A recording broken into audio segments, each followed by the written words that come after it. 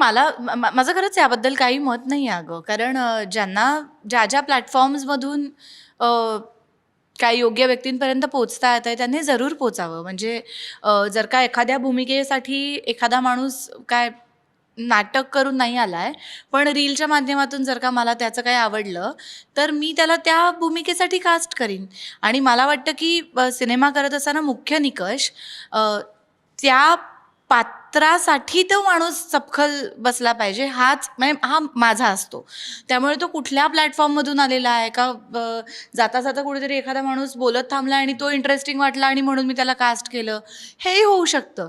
तर कास्टिंग हे कुठल्याही माध्यमातून होऊ शकतं. माझं खरंच याबद्दल काहीच म्हणणं नाही आहे. आणि छानच गोष्ट आहे सोशल मीडियाचा जर का चांगला वापर करून तुम्हाला योग्य इप्सित स्थळी पोचता येत असेल तर ते केलं पाहिजे. पण मला एक ह्याच्यात मुद्दा एवढाच आहे की केवळ फॉलोअर्स बघून कास्ट नाही केलं पाहिजे.